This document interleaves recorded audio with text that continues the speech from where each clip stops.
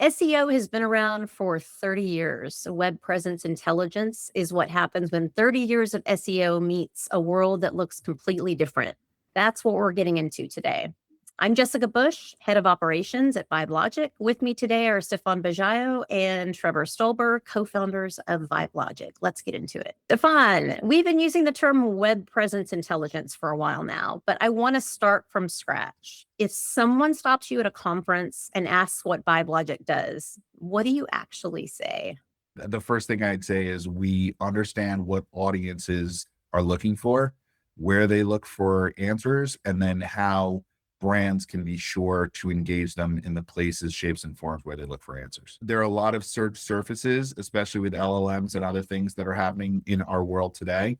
We try to identify what demand is occurring on those search surfaces and what's being brought up as supply, so we can help you be part of that supply, right? You can't always be the answer, but you can definitely know what those answers are made up of and where opinions are formulated. Helping people understand where to take multi-channel action against those problems, or essentially those conversations, is a key to what we do.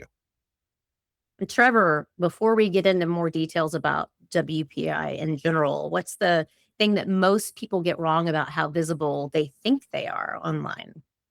Yeah, I think Stephan's description there was great. I think the challenge is it's still looked at SEO very generally in the traditional box, right? And, so it means measuring visibility is harder.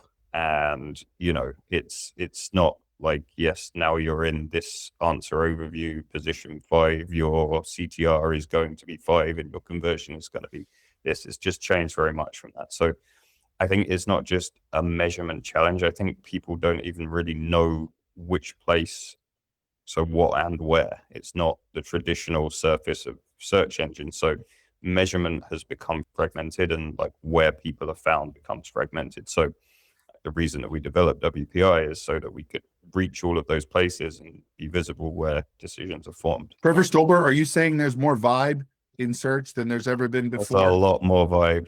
It's not logical, but there's a lot more vibe. Sorry, I just want to get that on the record out there. As the vibe guy here, I had to make sure to get one in when I can. Nice. Yep, it's definitely become a lot less logic and a lot more vibe. So let's talk about vibe a little bit more. When you talk about presence across all surfaces, can you break that down? Like, what surfaces are we actually talking about? Search is an ability to offer destinations, right? Those destinations can vary in their type and what they ultimately are. I think the same thing holds true for LLMs, right? If you're actually using an LLM or a search engine to get somewhere, which most of the time it's not just to get an answer per se, but it's to actually go to a destination that can get you a more specific answer. When those are the cases, what comes back becomes super important. So understanding, hey, you know what? Elements like forums, Quora, Reddit, those are responses, right? And people's opinions will get formed on those. So when those become part of your search results or part of what the LLM answers with, that's important to know. When YouTube videos comes back from LLMs, they're constantly cited in the LLMs, right? And then also in the search results, people consume those. They formulate opinion based on those. What are those saying? Like, are they positive, negative? Do they even bring you up? Are you part of the conversation? Are you not even talked about? We can't live in a vertical world anymore. We need to be living horizontally across what a consumer or a user sees. And they're going to see a lot of stuff and have a lot of options at their disposal. So using the data to understand where they're more likely to go so that you can be a part of those conversations where decisions are formed is super important. And it's very different than it has been in the past. Trevor, help me out. When someone signs up to get a WPI report, what do they typically think they're getting versus what we actually give them? So yeah, it's part of the challenge is you don't necessarily know what you're going to find until you look, right? So what does the data tell you? So when we tell people, here's what you'll get with WPI, we show them examples and case studies and, just show them an overview of the process and like the likely outputs that you're going to get. But one of the really interesting things is it makes sense, right? So I was going to go back to what Stephan was saying, and the typical user journey has fragmented, right? It's not just in one channel, one event, one journey, right? That's just not how it works. And that's typically how people try and measure it and how people look at visibility. So that's like part of the problem, is this sort of traditional thinking, and it's very linear and very logical. Like Stephan said, it's very vertical. That's how people think about it. And I forget the exact acronym, but Google's 711 the number of places, touch points, and mediums that you have to see and be exposed to before you make a decision, really hard to measure. But the key thing that WPI does that I don't think any other approaches really do very well is contextualize it for a specific audience, right? So we're really drilling down into the audience and where they're influenced, and we can show you where those places are and find the opportunities. So the real benefit of WPI is finding the opportunities that intersect really well with your audience. So for me, that's where the value is, and it's different for everyone. It's not the same ABC, here's our SOP that we do, and this is the box you fit in. It is logically different for everybody. So is this something that's just a one-time report? Is it something that, I mean, when I think of SEO in the traditional sense, I think of like, we're continually running reports, we're continually checking to see if there's other areas where we need to improve. Like, it sounds like this isn't just your typical audit/report. It is very like pointed, very specific around a topic, a persona. Like, is this something that you can rerun on a regular Yeah, basis? so Like, talk about that. it's not a one and done, but it's also not a weekly thing either, right? There's a cadence, quarterly or monthly is a typical cadence, and usually we're working with people to prioritize what we find and helping them execute on the opportunities they've discovered. So yeah, it's not a one and done. I mean, your competitors aren't standing still. The web isn't static. There are new things published, new places you need to be mentioned. Somebody might have written a great article about you a week after we run the WPI report, and it's not there. It's not been uncovered yet. And it's actually, that's one of the interesting findings. Like, one of the fairly common findings is there's an influencer out there that's written something about you that you didn't know, and you haven't shared it on socials, and you haven't connected with them, and you haven't sponsored their YouTube channel, or whatever it comes to be. The web's not static, and the report's not a one and done. There's a fairly logical cadence to when people should run these, and it depends to some extent on the sort of nature of the marketing team, what resources and bandwidth has, and what investment is made. But yeah, there's a logical cadence. I think it's also important to mention WPI can be used for a lot of different reasons, right? So one of the reasons obviously can just be, I want to get in front of my audience for this particular topic and or intent signal when it comes to a group of people. And so it's really understanding for a group of terms and a group of prompts and so forth, what are the likelihoods these things are going to show up, and then taking them into account from a marketing perspective. But let's assume you're moving into a new space, right? Someplace your business is thinking about going, but hasn't gone yet. Understanding the lay of the land beforehand to decide who would be the competitors, who could be potential partners, where would you want to advertise, who would you want to influence, where should you be having conversations? All of that is pre-planning. And so that can also be done. It's just recording of and synthesis in a way that you can understand and then action against. So your choice of taking those actions is completely at your disposal. It's more about having a roadmap, or kind of even a topographical map of where you're going to want to plant your flags to get the trust and authority that's already happening, right? So if vertical feet are your modem of measurement, then you're going to want to plant flags on the surfaces that are tallest and most visible. How do I know which flags to plant? Oh, well, you see, that's the interesting part, is that you let the topography dictate. So for example, if a lot of commerce comes back in a space, well, then I'm going to have to judge whether or not those companies are my competitors, potential partners. Like, what do I do if they're all people also selling the same stuff as me? That's probably not the best neighborhood. I'm obviously going to want to show up for it, but I don't know that there's a lot of actions from a marketing perspective I could take against that. There are some partnership opportunities we find, and that's kind of cool we do, but understanding that might be that the keywords and the phrases you're looking after are so down the funnel and so intent specific on purchase. That might be earlier on. That might be later on in the transaction, versus If you look earlier on and you see, well, who's formulating those decisions, right? Who are they before they know exactly what they want? What are they looking for and how are they looking for it? And what are the terms they're using and who's answering those questions and who's formulating those opinions? That's where you can jump in and say, oh, okay, well, I see there's a bunch of social stuff that we can jump in on. So let's go there, assuming, let's say, Reddit, Quora fall under your social team.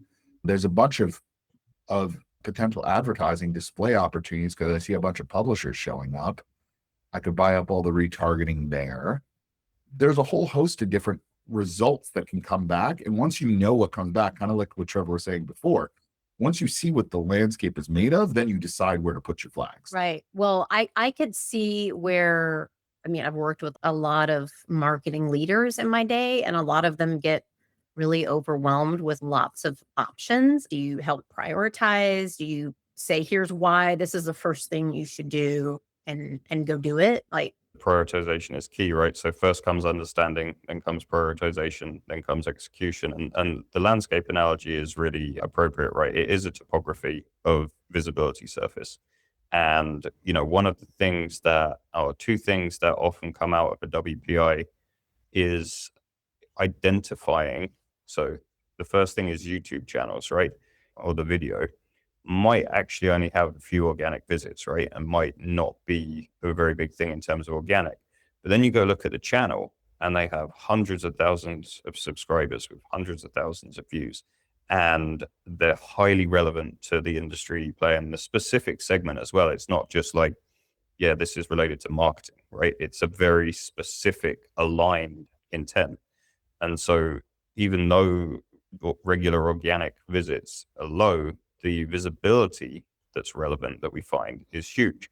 And that would normally be discarded, right? So that's why we would prioritize something like that. Now, if it had only a few organic visits and it only had like 100 subscribers, that would not be prioritized very high because the opportunity is not very big. And the same with what's sort of typically referred to as like nano influencers. We might identify these people that write on and have authority on a topic that you care a lot about that's very, very relevant, but it's this really sub niche specific thing that's highly aligned to you. Those people will nearly always be ignored in any influencer search. Yet the data shows they drive huge influence in this very specific topic. So we uncover those folks as well. So you can go and connect with them, engage with their socials, get them to sponsorship deals, get them to write for you. And again, it's just prioritized by the opportunity. So the list of opportunities is a prioritized list that can go and be actioned on right away. It's not just here's all of the things we found that might maybe be interesting to you. And then, I mentioned before as well, like on the frequency and cadence, somewhat aligned to the makeup of the team that we're working with. Like if they have a content army, well, guess what? We're going to give them a lot of content that they need to produce. If there's a huge social opportunity, we're going to make sure that they have the right makeup for that. And if there's lots of technical fixes needed, either they have the team that can implement it or our team can help with that. But it is very tailored, right? It's again, it's not this ABC, you must fit into this box. It's tailored to the specific needs. so I'm going to throw a curveball at you. You ready for it? Let's go. Okay. So let's just say you approach a company with WPI and they say, oh, we'll just have AI do this, or we'll just hire a team to do all the things that you say you're going to do in this. That is a curveball. And it is one that many people are doing right now. You see this all over socials. I actually really I just saw something today where someone showed the ramp up of organic traffic because they did everything with AI and then showed the crash, which isn't often shared. So, AI definitely has its place. It can do some useful things, but basing your whole strategy and approach on AI is not wise. It's akin to a lot of the link spam that happened in the sort of early days of SEO, where you would be doing good general solid work, and out would come these people that could give you hundreds of thousands of links at very low cost, and it would have a near immediate effect, or a relatively quick effect. And that was hard to compete with at the time, but everybody that went down that path was sorry about a year later. And I see a lot of similarities with AI. So I think it's use it where it's appropriate. Don't use it for strategy, and just use it to augment a team and assist a team. But don't lean in heavily on AI, in my opinion. And what about the part of the question for like, could a team theoretically do what we do? I'll take a swing at it. The reason why I say good luck is because first, you've got to make sure your data set's accurate. Once you make sure your data set's accurate, you've got to make sure that what comes back from the LLMs isn't frankly bullshit, because half the time they do actually provide you some erroneous stuff. The problem is they don't go from like most relevant to least relevant in terms of what they provide you. So QAing your stuff, I mean, if you want to go ahead and do that, by all means, I'd say give it a shot, but this isn't something that was conjured up overnight. It's taken us a really long time to get to our ability to do this. And the idea is we're using proprietary technology to get to the end point of the data sets we bring together. And I think that's clutch, right? You can't just reproduce this simply with AI. And again, even if you did, I'd say you'd have to QA it 10 ways to Sunday, and you'd be wasting more time trying to get to the output than actually going and taking the actions. Yeah. So And I'd much rather to use AI to help you with some of the actions you're going to need to take based on what this information comes back with, because you are going to have to take some actions, right? This isn't, the data alone doesn't give you the keys to the kingdom. What it does, it gives you the directions. Then you go as a brand and as marketers and you do what you do best. You market, you place your flags, and you know what your brand is best, and no one's going to be better at you than that. And how you approach things, your tone, your desire, your value propositions, that's where you go and put all that good marketing stuff out into the world. We're just helping you understand where to do that in context of an audience that already needs you, right? They're expressing need, they're expressing desire, they're expressing a want for understanding and or information, and they're going to get it, right? When was the last time you searched Google and you got no results? So the reality is someone's going to answer. You can't always be that answer. SEO would lead you to think I always have to be the answer. Web presence intelligence leads you to say, I don't always have to be the answer, but I can be where the answer is given. And that's a different story. And it also builds trust and authority over time. That's how you build it. If you keep saying you're great, that's one thing. If other people are confirming your greatness, now you might have something. Yeah, that's harder to fake, right? And you gotta be visible there. And this is going to be very vibe and not very logic of me, right? I love the data side of it, but like what really differentiates it is a human insight. We surface the data, but the human insights to this is relevant, this would be useful. That's where the value is. Yeah. Okay, so let's go back. Let's talk about why WPI exists to begin with. Stephan, I want to understand the origin. So Sure. was there a specific moment you realized SEO as a framework just wasn't telling the full story anymore? Like, was there that like spark moment? This is going to date me. So this goes back to like 2012. I have decks in 2012 talking about this. And it was honestly, the concept of WPI, or what I used to call search presence intelligence, but search was limiting in that most people just considered it SEO. And now we have LLMs and other things to essentially use. It was really born out of the idea that SEOs had a lot of data at their disposal of what was actually out there in the space, but they were having trouble even getting someone's attention to write a blog post or fix a title tag, right? It was pretty ridiculous, right? And so I said to myself, well, the only way to elevate the SEO is to try and give them what they already have in a different package, which is evangelism, right? You all have this data at your fingertips. The rest of your company could kind of use it in a ton of different ways. They don't even know it exists, and you're the keeper of it.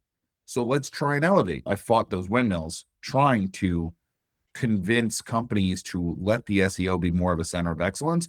Some took my word for it and built out teams to do it. Others didn't. I'd say more of them didn't than did. The ones that did are better situated now to be able to actually succeed. And I think this is very much an idea of a center of excellence. I think the funnel is not a funnel, it's an hourglass. We need to be focusing on our audiences more than ever. They're going to be wading through the nonsense of AI like for a really long time until the systems can kind of get that nonsense out of here. And also until this wave of like, hey, faster isn't necessarily better, it's slop. And our consumer has to go through that slop to get to where they want to get to. At some point, they're going to get tired. And so you have to be the human respite for them. And how do you do that? Right. So I think a lot of people are going to have to rethink their approach. And this idea that was birthed, a decade plus ago might have been a little too early for its time. And I think now it's kind of hitting this apex in that AI actually needs all of the referral stuff, all of the things that are creating these opinions, these citations, these considerations. AI is actually using those as signals. So if you know what those signals are, you're not only performing better or being referenced more in the LLMs, but you're also part of the conversation. So those are all good things. Like you can't go wrong by doing that stuff. It's just no one's ever been charged with doing it. So it doesn't happen, dare I say, organically. Do you see AI as filling a gap that has been there? Like, is there something that AI is doing that's kind of...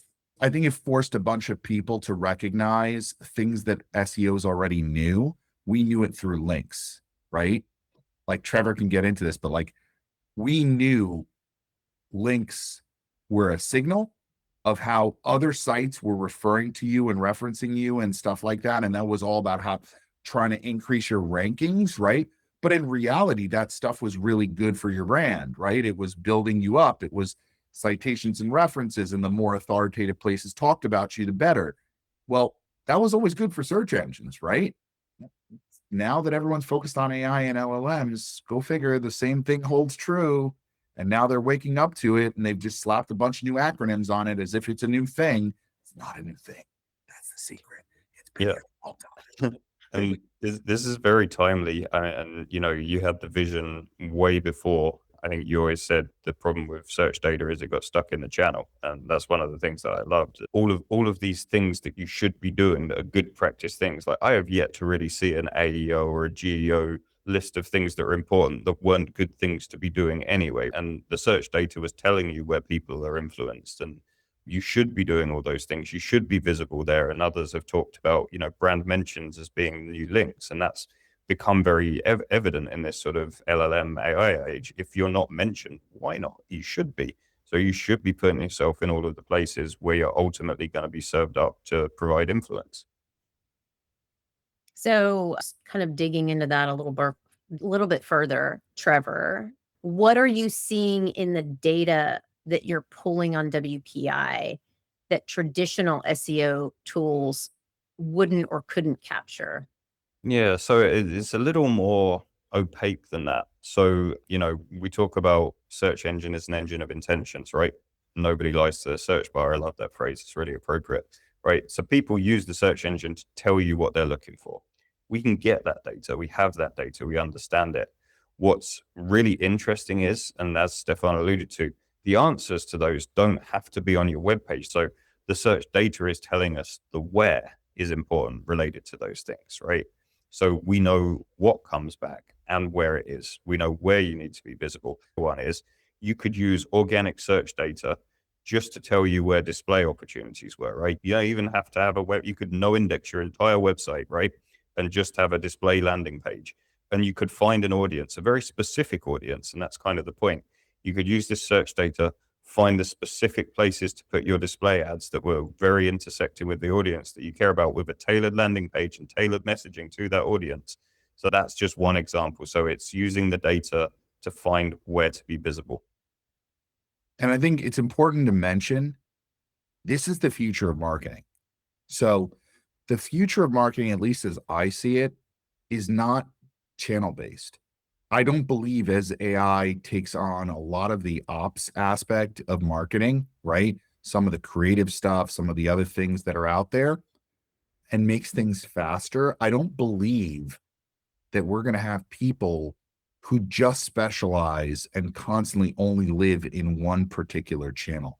I think what you're going to have is people devoted to an audience across multi-channel and who are channel agnostic, but hyper specific to audience knowledge, right? I think gone are the days of the marketer not having interviewed the client, not having understood the true needs behind it, right? I don't think the alliteration persona of, I don't know, someone throw me an alliteration here. Patty the purchaser. Patty the purchaser is no longer a viable persona. Okay. Like, you're gonna have to go deeper. You're gonna have to go into the psyche of the individual. You're gonna also have to understand the things that are going to come across their paths and influence them. That's what this does. Recognize what gets in front of that audience and where you should go take actions. Focus on the places where we know you can take an execution against the problem. So if you got a display person and you have a display and you have the capability of doing that right now, cool. Let's look at all the display opportunities that are coming back, what they're telling us, how they're performing, what they might need to be focused on. And if you were to put up some really unique, specific ads that just target those pages, what would they be? How would you work these words, queries, intent into the messaging so that it's not just another ad? It actually grabs attention, right? Trevor's point about supply and demand is super important. We understand the demand, and we've known that for a really long time on the SEO side. The problem is we've treated demand as supply being our website. And the reality is more people are going to make decisions off our website than on. We see the end result of a lot of branding and a lot of other things that happen before they get there. You look at analytics, it tells you this. This is why attribution is so hard, right? They don't just show up and hit a checkout button and go. I wish it was that. The rest of us, we don't have like that luxury, right? So people cross paths with our products, and they often do that towards the end of their understanding. They do more homework now than they ever have. So what are they learning when they do that homework? Who are they being told about? Are you in those conversations? It's important to know that. Yeah. You just made me think of a question. So when you hand one of these reports to a client, I assume there's some thought given to the team that they have. So you mentioned display. Like, if there's a finding in your report that is pretty high priority, you think it's probably the top thing they should go do, but they don't necessarily have someone that can go do that thing. Like, how do you handle a situation like that? Yeah, I think it's conversation, right? If it's like if there's a glaring display opportunity, but they don't really have a good paid team and they don't have the ability to execute on it, I think that's something that we strongly recommend, right? We'd be looking to see whether they can bring anyone in to do that, whether there's a partner they can work with, whether we have people in our network that can help with that, or whether it's just something that we can directly help them execute on. But yeah, we've seen a couple recently, really, really big opportunities. In fact, even one single page opportunity that was highly valuable, right? I don't see us just ignoring that because they don't have the right makeup, but like, also it's being practical, right? It's, if we're just handing people a list of problems, it's not very helpful, right? But where there's a big opportunity, we want to help to make sure it can be executed on. We still want to work with the team on what they can execute on and where we can help execute directly. But yeah, where there's really big priorities, and it should be glaringly obvious as well, right? If there's this huge display opportunity, it's like we should go do something about that. Yeah. We're not trying to add more to the to-do list, right? We're trying to, if we bring an opportunity, we're bringing a solution, right? And so if you already have channel marketers or you have people who are doing channel marketing, our hope is to try and align that with what we find, right? So if it's earlier in the funnel, the odds are you're going to find a lot more informational stuff. So we'll focus more there because we know you have the capability to do that. So we take that into account when we think about how demand is being expressed and what that supply might look like. We can't always figure that out before we see the result, but we're pretty good at having a sense of, hey, this is going to be super transactional. That's probably not going to be where you want to focus earlier in the cycle, and kind of gauging that back against what we're seeing in the LLMs, what we're seeing in the search engines, and helping you guide what you really need. Also, if there are gaps in your content, that's also a great place to play, right? You might not have the luxury to go write a bunch of articles to fill that gap right now. So that doesn't mean you shouldn't be in a conversation, especially not if that gap is something that really matters to your business. While you're waiting to create the content, rank the content, have the content consumed, you should still be advertising, influencing, doing all the good stuff for those gaps. And we can help identify those, and then you can go and take action against them. So you bring up a good point about content. And I would assume that the report would also pinpoint like a specific maybe content strategy around like the topic that you're writing about, the type of people you're writing for. Does that come out of the report, or is that separate? Is that different? Yeah, no, that's definitely part of it. And we mentioned that we'll find where you've already been mentioned in articles that you should be connecting with the people. That's part of it. Those are opportunities. An outcome is it's the I3 portion of it, right? Intelligent influencer identification, what would typically be called nano influencers. We'll find the people that have influence on the topic, and those are good writer candidates if you don't have the internal bandwidth to do it. And let's face it, like most teams don't, right? Content usually takes a back seat, and it's like, as well, like this is another area where AI is, the economics of producing content not using AI are hard to argue against. But you see the flip side of it when someone's been completely de-indexed from a search engine because they mass scaled AI content. The value prop is not as good as it looked to start with. So not a fan of that. But yeah, identifying these people that have real authority. And then, when we look at things in terms of topics and personas, and we also find through the WPI process where you have content blind spots. Here's this persona and audience that's really interested in this topic, but you're not really serving it. So that's where we identify, hey, there's a content blind spot here. You need to produce content on that topic. Nice. Yeah, I think it's also important to mention that we take competitor context into account. So we're going to look at what the competition as defined by you is potentially. I mean, we'll do a shared list of some stuff where they might have more visibility than you, or where none of them have visibility. So there might be an untapped, we might be literally finding like virgin ground that you should be going after. Now, there might be a reason for that. There might not be. That's where we lean on your expertise as the, subject matter experts. But ultimately, we can unearth a whole bunch of interesting opportunities when it comes to content and where to take action. And then to Trevor's point, we can actually help you increase essentially the EAT. So if you know what that is, that's expertise, experience, authoritativeness, and trustworthiness.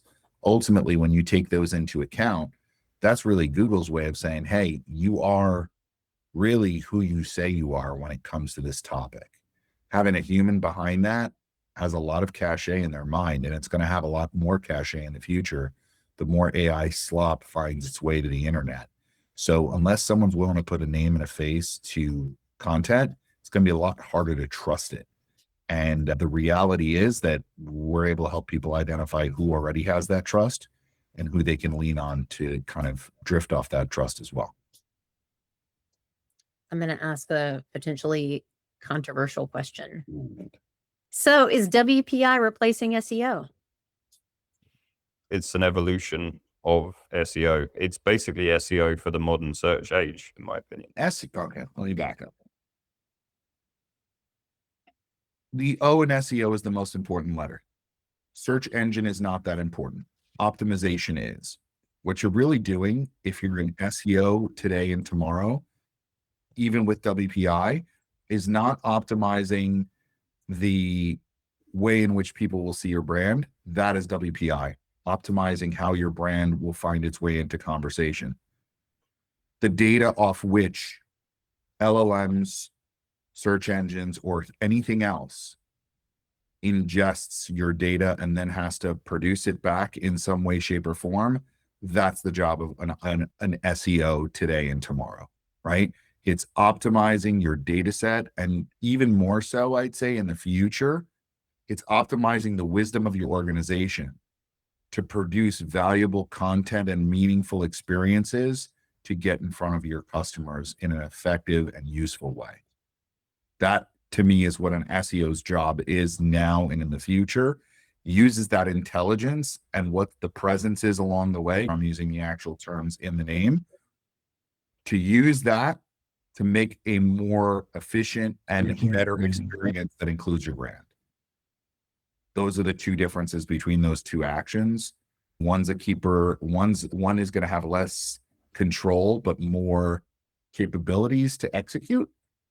The other one's going to have to do a lot more wrangling of cats internally, which is the SEO, to figure out how we can all get on the same page and like produce the stuff we need for our customer.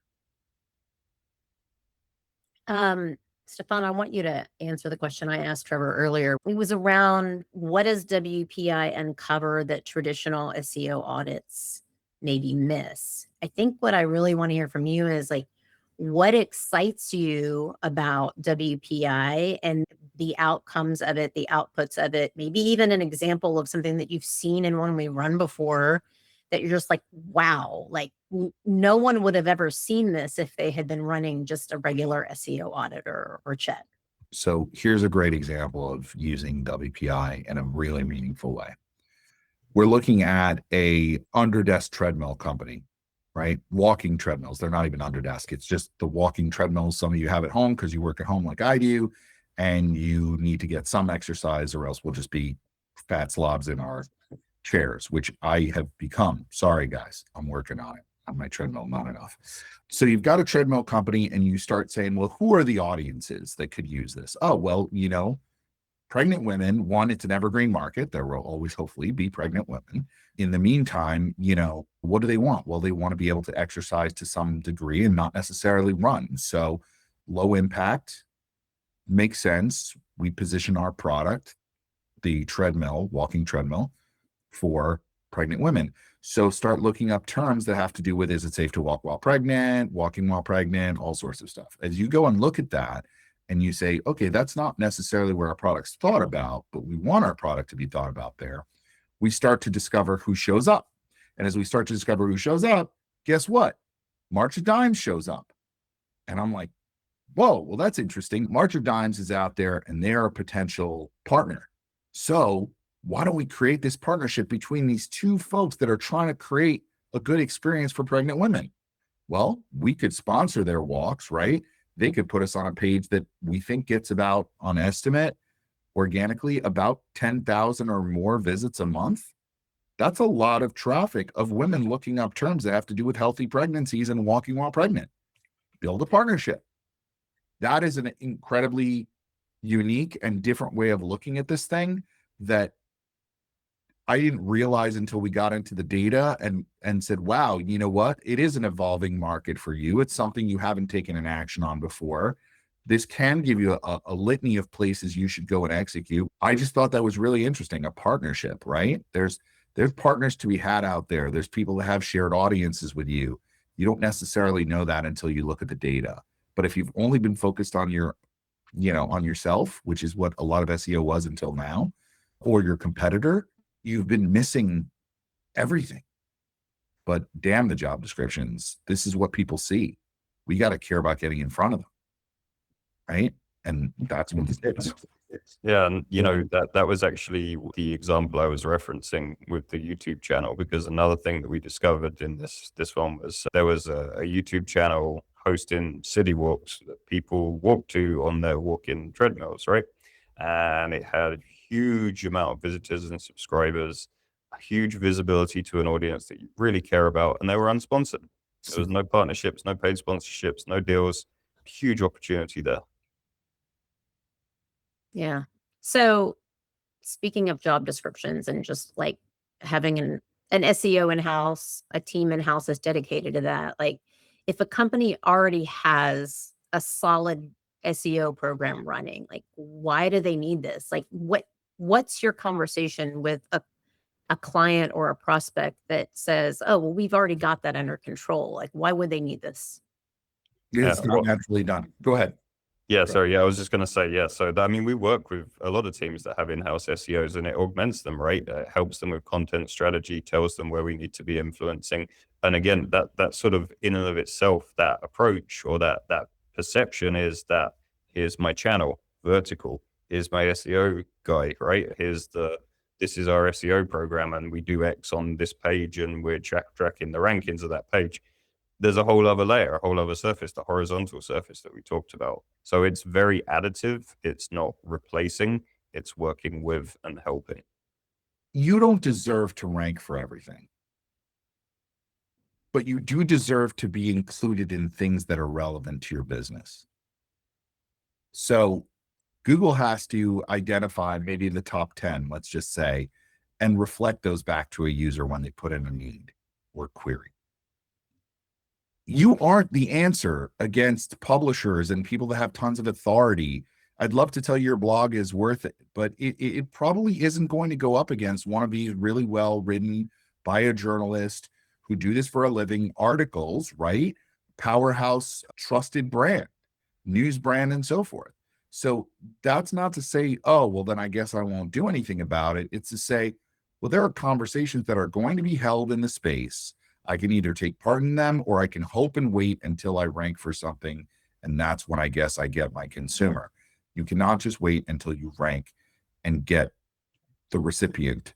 The individuals do far more research in advance now. Anyone who's got a brick and mortar will tell you people come armed with data when they come into shop. Dollars matter more than they ever have. The economy is not great for everyone. People really want to make sure they spend their money correctly, whether it's on, honestly, like, there's never been so much choice. Like, we're all trying to figure out, is it the best option for me?